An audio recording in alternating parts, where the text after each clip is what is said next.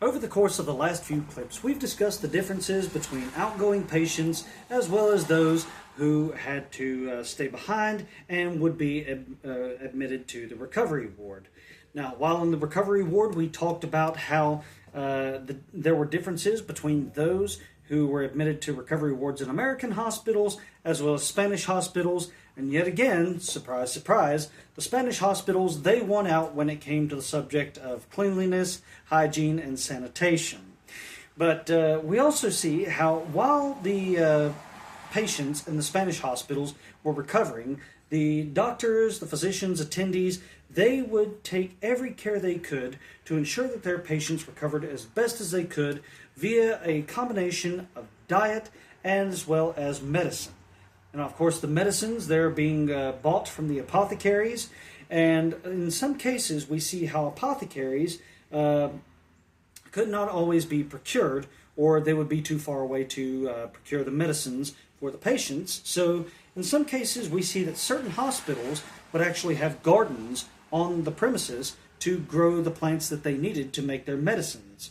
For example, the Royal Hospital of Our Lady Guadalupe, which was in Spanish territory of Florida in the 18th century, Ramon de Fuentes, the apothecary there, he had a garden which allowed him to grow 99% of the plants he needed to make medicines. And with these, he could make teas, tinctures, jellies, salves, ointments, and also, interestingly enough, although we consider this a candy today, those things that you see in the grocery store, such as horehound drops, licorice drops, so on and so forth, we view them as a candy, but they were actually medicine at the time, which does make sense. It's palatable, it goes down easily, but also there are health benefits to it. But what are some of the other main ingredients that people are going to be growing out there and using to make medicine? Well, of course, first and foremost, we have lavender, which was used for cleaning, as well as helping to keep patients calm. There was also yarrow, sometimes known as wounded warrior's wort, which helped to staunch the blood flow. It was a coagulant, and it would prevent people from bleeding out. We also see that marigold flowers were used to help treat with skin conditions and burns. Willow bark was used to help treat fevers and reduce the temperature, as well as deal with pain. And of course, there was also cinnamon, which was used to go ahead and help with high blood pressure, reducing that, as well as blood sugar. But the one that I find interesting is one that was Spain's second largest export, and that was cochineal, a bug. Yes, they were using bugs for medicine, and by this point it shouldn't surprise you because they were using poop, blood, powdered mummy, castrated cats, and everything like that. So using bugs is just kind of par for the course at this point. But nonetheless, they would harvest the cochineal bugs and they would try to extract carminic acid or carmine out of them to use them as a dye for food, cosmetics, or textiles. And interestingly enough, this is where the British got their red coats from.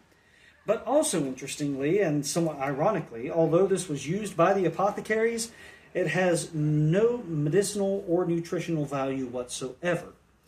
So there you have it, folks. We want to thank you for following along throughout the month of September and for being brave souls to put up with all the gruesome medicines and medical practices of the time. We want to thank you for following along on Facebook and YouTube.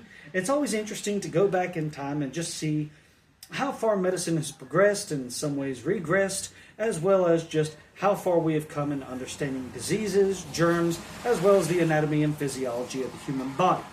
But again, thank you for following along. Facebook and YouTube are our two main means of posting. Your support is greatly noted, but of course, the best means of support is by coming out to the Crockett Tavern Museum to pay us a visit. And as always, hours of operation and admissions will be listed in the description attached to the video. Until next week, this is Isaac White signing off for now, saying goodbye and God bless.